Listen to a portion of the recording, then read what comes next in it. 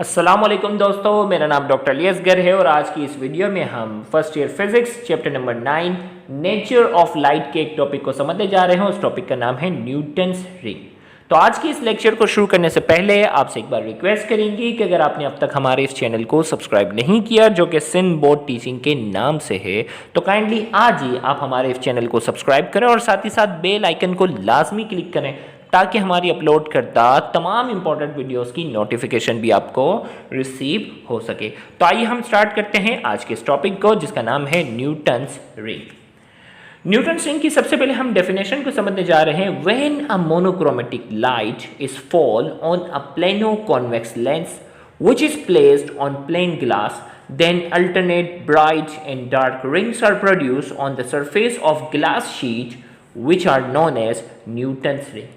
हमने कहा कि व्हेन अ मोनोक्रोमेटिक लाइट, याद रखिएगा मोनोक्रोमेटिक का मतलब एक कलर वाली लाइट। हमने इंटरफेरेंस के अंदर एक कंडीशन पढ़ी थी कि लाइट इंटरफेरेंस के लिए शर्त है कि लाइट क्या होनी चाहिए, मोनोक्रोमेटिक होनी चाहिए। ओके भाई, तो यहाँ कंडीशन पूरी की है कि when a monochromatic light is fall on a plano convex lens. अब देखो भाई, मैं आपको यहाँ डायग्राम से थोड़ा समझाता हूँ। भाई एक प्लेन गिलास लिया हमने, उस प्लेन गिलास के गौर से सुनिएगा, उस प्लेन गिलास के सरफेस पर, उस प्लेन गिलास के सरफेस पर हमने रखा हुआ है प्लेनो कॉन्वेक्स लेंस। अब उस प्लेनो कॉन्वेक्स लेंस पर जैसे ही, गौर से सुनिएगा, इस प्लेनो कॉन्वेक्स लेंस पर जैसे ही हम मोनोक्रोमेटिक लाइट क्या करते हैं, अप्लाई करते हैं। When a monochromatic light is fall on a plano convex lens, भाई एक मोनोक्रोमेटिक लाइट को हम प्लेनो कॉन्वेक्स लेंस पर फॉल करते हैं, okay, which is place on plane glass, जो कि क्या होगा, जो कि एक प्लेन गिलास पे क्या होगा, मौजूद होगा। ये प्लेनो कॉन्वेक्स लेंस है और जो कि एक प्लेन गिलास पर क्या है, ये प्लेनो कॉन्वेक्स लेंस मौजूद होगा। Then alternate bright and dark rings are produced on the surface of glass sheet which are known as Newton ring। जैसे ही हम, गौर से सुनिएगा, जैसे ही हम मोनोक्रोमेटिक लाइट को प्लेनो कॉन्वेक्स लेंस के ऊपर फॉल करते हैं और वो प्लेनो कॉन्वेक्स लेंस जो कि प्लेन ग्लास के ऊपर क्या था, मौजूद था, तो इसके फॉल करने की वजह से अल्टरनेट ब्राइट और डार्क रिंग्स बनना शुरू हो जाती है। कैसे, मैं डायग्राम से बता, देखो ये साइड व्यू है ना, गौर से सुनिएगा, ये जो है ये साइड व्यू है। मैं इसका टॉप व्यू बताता हूँ, मैं इसका आपको बताता हूँ, मैं इसका बताता हूँ आपको टॉप व्यू।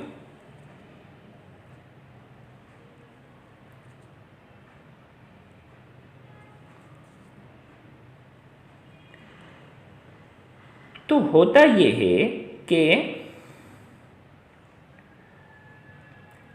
अल्टरनेट ब्राइट और डार्क रिंग बनना शुरू हो जाती है।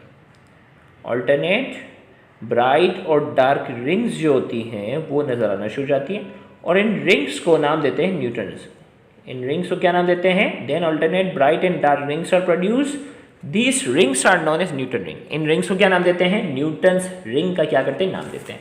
तो हमने कहा when a monochromatic light is fall on a plano convex lens which is placed on plane glass, then alternate bright and dark rings are produced on the surface of glass sheet which are known as Newton's ring, जिन्हें हम क्या कहते हैं, Newton's ring का नाम देते हैं। और याद रखिएगा, Newton's ring are produce due to interference of light. Newton ring किस वजह से प्रोड्यूस होती है, न्यूटन्स रिंग जो है वो इंटरफेरेंस ऑफ लाइट की वजह से क्या होती हैं, Newton rings interference of light की वजह से क्या होती हैं, प्रोड्यूस होती हैं। ये आपने जरूर अच्छे से याद रखना है।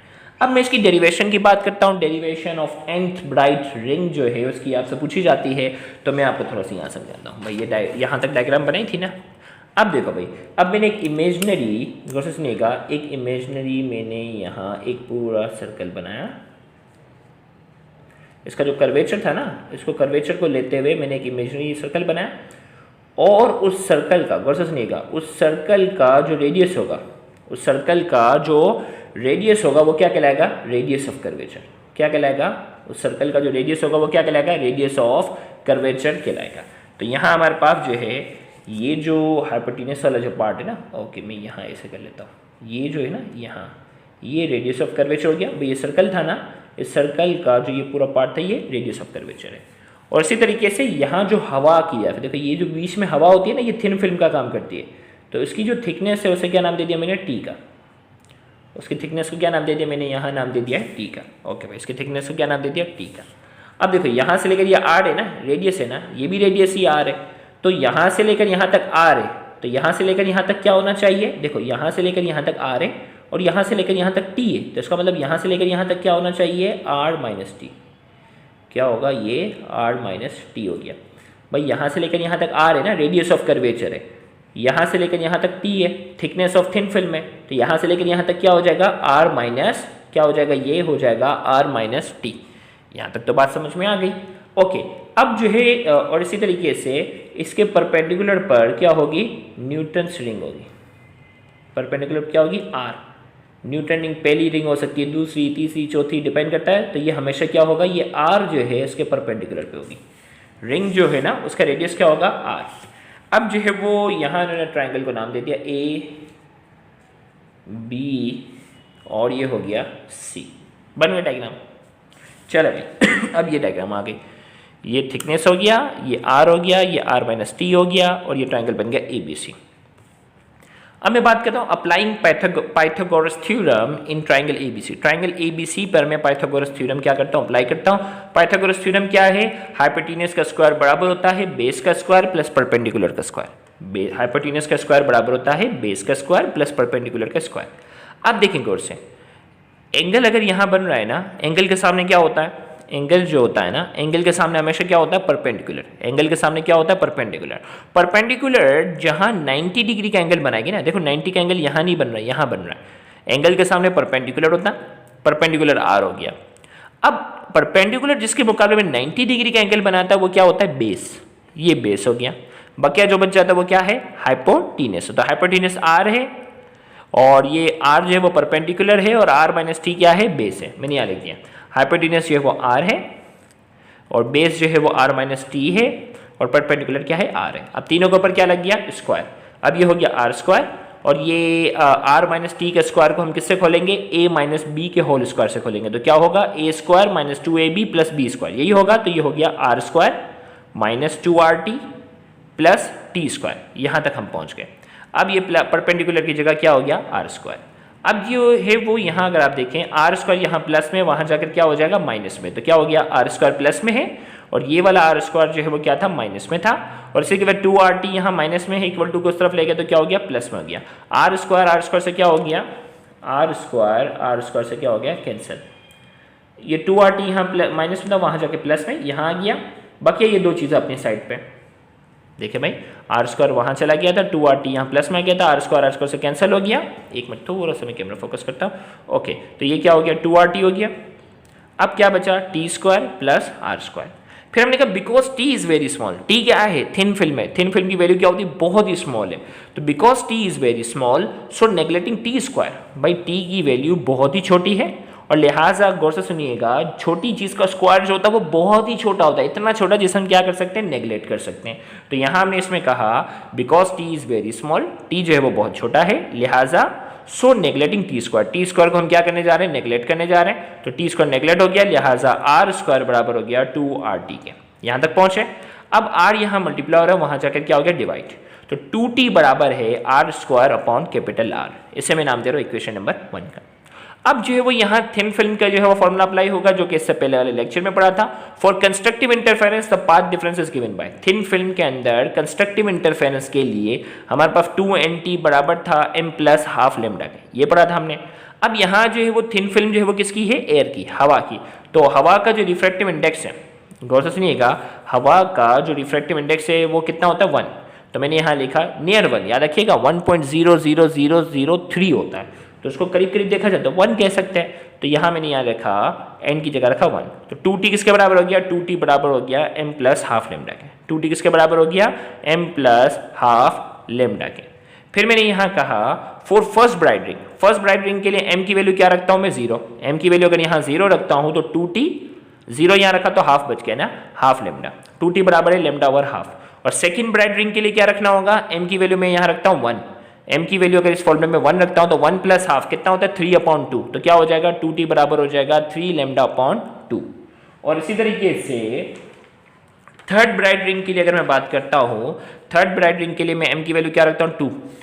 इस फॉर्मूले में 2 रखता हूँ तो 2 प्लस हाफ क्या हो जाएगा, 5/2। 5/2 हो जाएगा तो क्या हो गया, 2t बराबर हो जाएगा 5 लेमडा अपॉन 2। क्या हो गया, 2t बराबर हो जाएगा 5 लेमडा अपॉन 2, यहाँ तक पहुँच गए।